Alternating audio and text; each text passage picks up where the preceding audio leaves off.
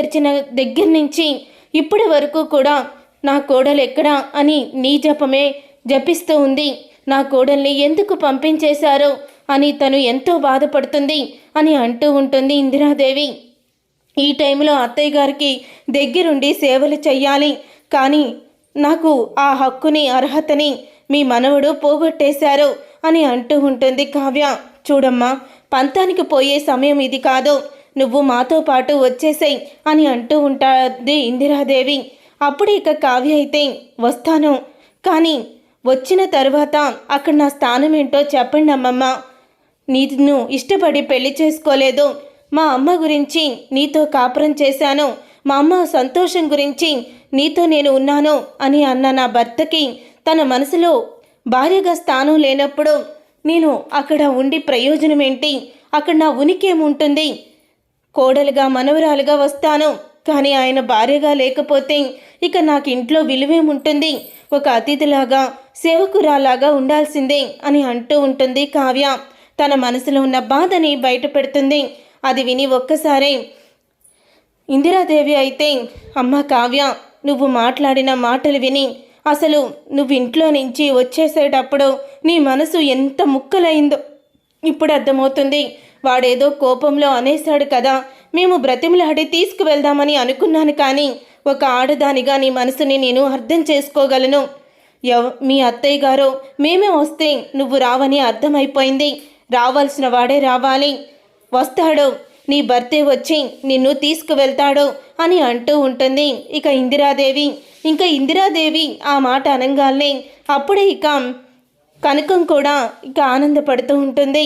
నన్ను క్షమించండి తాతయ్య, మీలాంటి పెద్దవాళ్లను నేను మాట కాదని వెనక్కి పంపించాల్సి వస్తుంది, నన్ను క్షమించండి అని అంటూ ఉంటుంది కావ్య. ఎందుకమ్మా క్షమాపణ అడుగుతున్నావు? నువ్వే తప్పు చేసావని క్షమాపణ అడుగుతున్నావో? ఒక ఆడదాని మనసు గాయపడితే, తన ఆత్మాభిమానం దెబ్బతింటే ఎలా ఉంటుందో నిన్ను చూశాకే తెలిసొచ్చింది. కానీ నిన్ను ఎలా ఉన్నావో అని అడిగే ముందు అసలు నీ మనసులో బాధ ఎలా ఉందని అడిగితే సరిపోయేది అని సీతారామయ్య అంటూ ఉంటాడు. తర్వాత ఇక వాళ్ళిద్దరూ అక్కడి నుంచి వచ్చేస్తారు. ఏమ్మా, నేను అత్తగారింటికి వెళ్ళనని చెప్పి తప్పు చేశానంటావా అని అంటూ ఉంటే, లేదమ్మా, నువ్వు ఎటువంటి తప్పు చెయ్యలేదు, అత్తారింట్లో గొడవ పెట్టుకొని వచ్చేసావని అనుకున్నాను, కానీ నీ మనసులో ఇంత అగ్ని పర్వతాన్ని ఇంత బరువుని మోస్తున్నావని నేను ఊహించలేదమ్మా, నన్ను క్షమించు అని కనకం అంటుంది. తర్వాత సీతారామయ్య ఇందిరాదేవి గురించి అందరూ కూడా ఎదురు చూస్తూ ఉంటారు. ఇక రాజు కూడా అటు ఇటు తిరుగుతూ టెన్షన్ పడుతూ ఉంటాడు. అప్పుడే సీతారామయ్య ఇందిరాదేవి ఇంటికైతే వెళ్తారు. ఇంటికి వెళ్ళిన తర్వాత కావ్య వాళ్లతో రాకపోవడం చూసి రుద్రాని రాహుల్తో పక్కనే ఉన్నప్పుడు అంటూ ఉంటుంది, చెప్పాను కదరా, ఆత్మాభిమానం గల ఆడదని, తను రాదు అని అంటూ ఉంటే అప్పుడే ఇక అపర్ణ, ఏంటి మావయ్య గారు, ఏంటి అత్తయ్య గారు, నా కోడలు ఎక్కడా అని అపర్ణ అడుగుతూ ఉంటుంది. అప్పుడే ఇందిరాదేవి, నీ కోడల్ని తీసుకురావడానికి వెళ్ళినందుకు నేను చాలా సిగ్గుపడుతున్నాను అపర్ణ అని అంటూ ఉంటుంది ఇందిరాదేవి. అదేంటి అత్తయ్య అంత మాట అన్నారు, ఏం జరిగింది అని అంటూ ఉంటే, మిమ్మల్ని కూడా తన మాటలతో బాధ పెట్టిందా? కిందకి 2 మెట్లు దిగొచ్చారని మిమ్మల్ని అవమానించిందా? చెప్పండి తాతయ్య అని అంటూ ఉంటే, ఇక ఆపు రాజ్, ఇక ఆపు. కావ్య గురించి ఇన్ని రోజులు తనతో ఉన్నావో ఆ మాత్రం అర్థం చేసుకోలేవా నువ్వు? అయినా అర్థం చేసుకునేవాడు అయితే ఇలా ఎందుకు మాట్లాడతావులే తనతో? అర్థం చేసుకోలేదు కాబట్టి తన విలువ నీకు తెలియలేదు అని సీతారామయ్య అంటూ ఉంటాడు.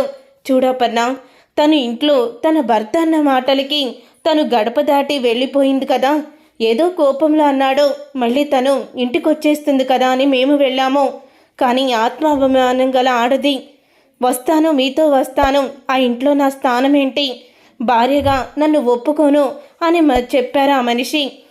అసలు ఎప్పటికీ కూడా నా మనసులో నీకు భార్యగా చోటు ఉండదన్నారు, మా అమ్మ సంతోషం కోసమే నీతో కాపురం చేశాను అని అన్న మనిషితో నేను ఎలా ఉండనక్కడ, నా స్థాయి ఏంటి అని అడిగింది అపర్ణ. మరి అలాంటప్పుడు మనం ఏం సమాధానం చెప్తాం? ఎవరైతే తన మనసుని ముక్కలు చేశారో వాళ్ళే వెళ్ళి తనని క్షమాపణ చెప్పి తీసుకురావాలి, అప్పుడే తను ఇంటికి వస్తుంది. అలా వస్తానని కూడా తను చెప్పలేదు, కానీ మేమే అంటున్నాము, అదేదో తను వచ్చి క్షమాపణ అడిగితే కానీ నేను రానని ఒక్క మాట కూడా అనలేదు అని అంటూ ఉంటుంది ఇందిరాదేవి. అప్పుడే అపర్ణ, చెప్పాను కదా అత్తయ్య, నా కోడలంటే అంతే, అలాగే ఉంటుంది అని అంటూ ఉంటుంది. అంటే ఇప్పుడు వెళ్ళాల్సింది తన భర్త అన్నమాట అని అనగానే ఇక రాజైతే, మమ్మీ చెప్పాను కదా అని అంటూ ఉంటే, సరేరా, నా వల్ల నా కోడలు బయటికి వెళ్ళిపోయింది, నువ్వు నా కోడల దగ్గరికి వెళ్ళి తనని బ్రతిమలాడి తీసుకురాకపోతే నేనే వెళ్ళి తన దగ్గరే ఉండిపోతాను, నేను కూడా ఇంట్లో నుంచి వెళ్ళిపోతాను.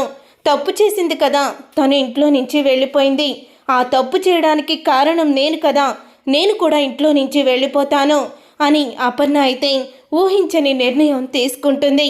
ఇక అపర్ణ తీసుకున్న నిర్ణయం విని రాజ్ అయితే షాక్ అయిపోతూ ఉంటాడు. మమ్మీ, ఏంటి మమ్మీ, తను వెళ్ళిపోయిందనుకో, నువ్వెందుకు వెళ్ళడం, నువ్వే తప్పు చేశావు అని అంటూ ఉంటాడు రాజ్.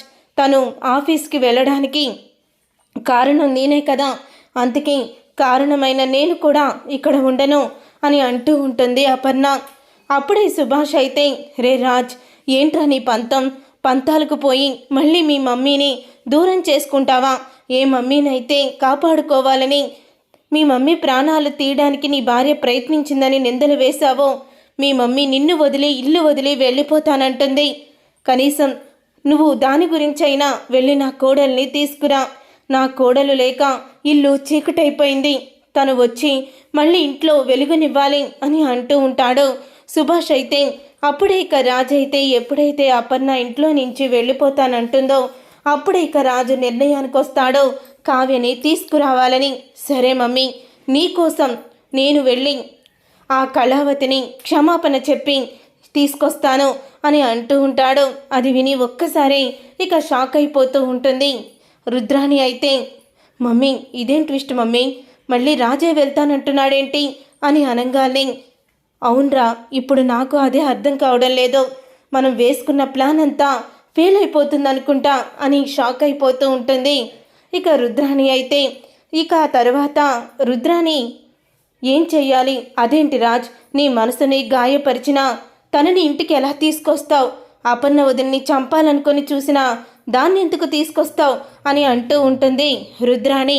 అప్పుడే ఇక రుద్రాణి చంప పగలగొట్టి, నా కొడుకు నా కోడల్ని తీసుకొస్తానంటే మధ్యలో నీ బాధ ఏంటి? అంటే నా కోడలు ఇక్కడుంటే మీరు చేసే కుట్రలు కుతంత్రాలు బయట పెట్టి మీ ప్లానులను తిప్పికొట్టి మీకు షాక్ ఇస్తుందనా అని అంటూ అపర్ణ అయితే రుద్రాణి చంప పగలగొట్టి షాక్ ఇస్తుంది. అప్పుడే ఇక రుద్రాణి అయితే, వదినా అని అనగానే, జాగ్రత్త, నోరు అదుపులో పెట్టుకో, ఇంకోసారి నా కోడలు కొడుకుల విషయంలో జోక్యం చేసుకున్నావంటే కట్టుబట్టలతో బయటుంటావు, ఊరుకునే ప్రసక్తే లేదు, నోరు మూసుకొని ఒక పక్కన పడుండు అని అంటూ అపర్ణ అయితే రుద్రానికి షాక్ ఇస్తుంది. ఇక అపర్ణ అన్న మాటకి అప్పుడే ఇక ఏమీ మాట్లాడలేక ఒక పక్క నుంచోనుంటే, మమ్మీని ఎందుకు కొట్టారా ఆంటీ అని అంటూ అడుగుతూ ఉంటాడు రాహుల్ అయితే. నీకు మాట్లాడే అర్హతే లేదు, పక్కకెళ్ళి నుంచో, లేకపోతే అపర్ణ ఆంటీ నీ చంప కూడా పగలగొడుతుంది అని అంటూ రాహుల్ నోరు ముయిస్తుంది స్వప్న. తర్వాత రాజు అయితే, సరే మమ్మీ, నీకోసం నేను తన దగ్గరికి వెళ్ళొస్తాను. రాజు అయితే ఇక బయలుదేరుతాడు కావ్య దగ్గరికి. ఇక ఆనందం పడుతూ ఉంటుంది అపర్ణ. అప్పుడే ఇక కనకం కృష్ణమూర్తి కూర్చొని ఆలోచిస్తూ ఉంటారు. ఏంటండి, కావ్య జీవితం ఏమైపోతుందో అని భయమేస్తుంది అని అంటూ ఉంటే, కావ్య ఎంత ఆవేదన పడిందో నాకు నిన్నే అర్థమైంది కనకం అని కృష్ణమూర్తి అంటూ ఉంటాడు. మరొక పక్క కావ్య అయితే బొమ్మలకి రంగు వేస్తూ ఉంటుంది. ఇంతలో రాజు కారు వచ్చి ఆగుతుంది. కారులో నుంచి రాజు దిగంగాల్ని, అల్లుడు గారు వచ్చారండి అని అంటూ కనకం ఎంతో సంతోషపడుతూ ఉంటుంది. అప్పుడే కృష్ణమూర్తి అయితే, కనకం, మనం లోపలికి వెళ్ళిపోదాం, కావ్య ఇక్కడే ఉంది కదా, వాళ్ళిద్దరూ మాట్లాడుకుంటారులే, పద వెళ్దాం అని కృష్ణమూర్తి లోపలికైతే కనకాన్ని తీసుకొని వెళ్ళిపోతాడు. అలా కృష్ణమూర్తి లోపలికి కనకాన్ని తీసుకొని వెళ్ళిపోయిన తర్వాత అప్పుడే ఇంకా రాజు వస్తాడు.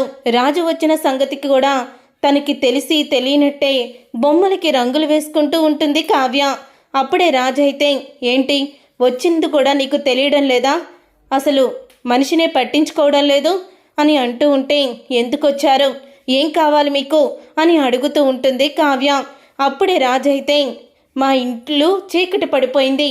నువ్వు దీపం వెలిగిస్తే వెలుతురులో వాళ్ళు భోజనం చేస్తారంట, రా ఇంటికి వెళ్దాం అని అంటూ ఉంటాడు రాజైతే.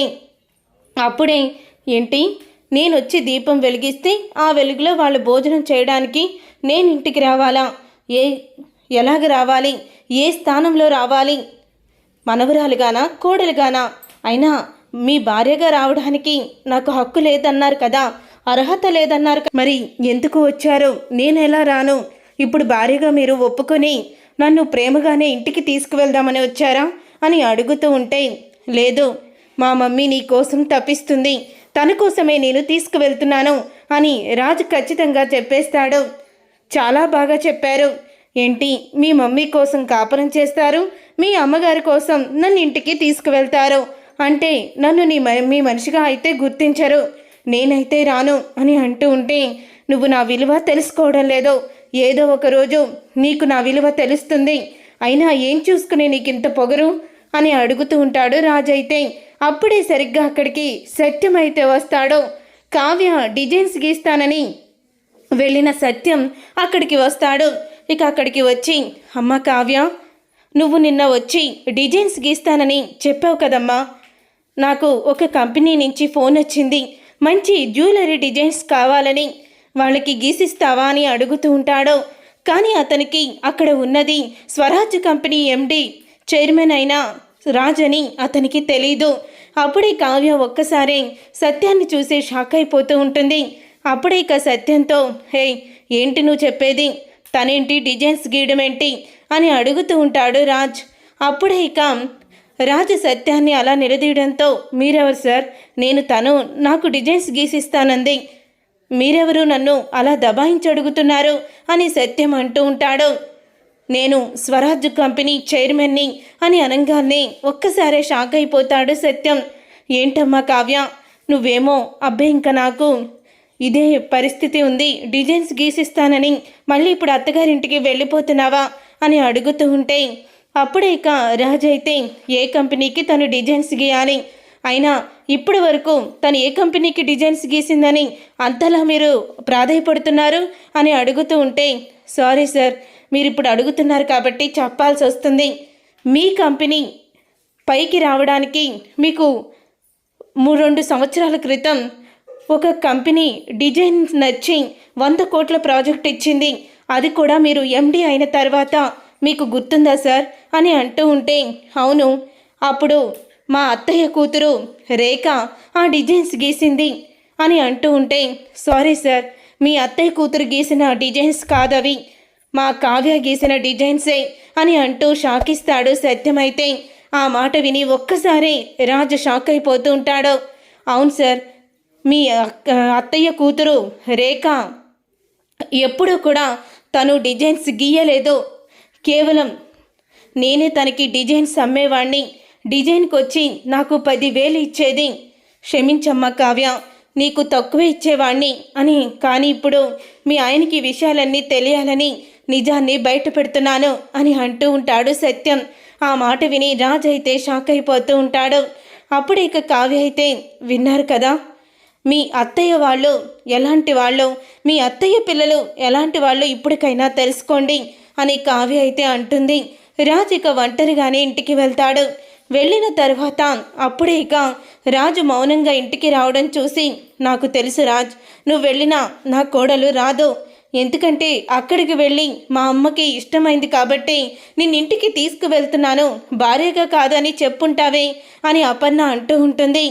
అప్పుడే ఇక రుద్రాణి అయితే, రాజ్, ఇంకెందుకురా అసలు నీ విలువ తెలియని దాని గురించి ప్రాకులాడడం, మేమందరం ఉన్నాం కదా అని అంటూ ఉంటే, అవునత్తా, రేఖ నా కంపెనీకి డిజైన్స్ గీసేది, తను నిజంగానే ఆ డిజైన్స్ గీసేదా అని అడుగుతూ ఉంటే, అదేంట్రా అలా అడుగుతున్నావు, తను బెస్ట్ డిజైనర్ అని నువ్వే చెప్పావు అని అంటూ ఉంటుంది రుద్రాణి.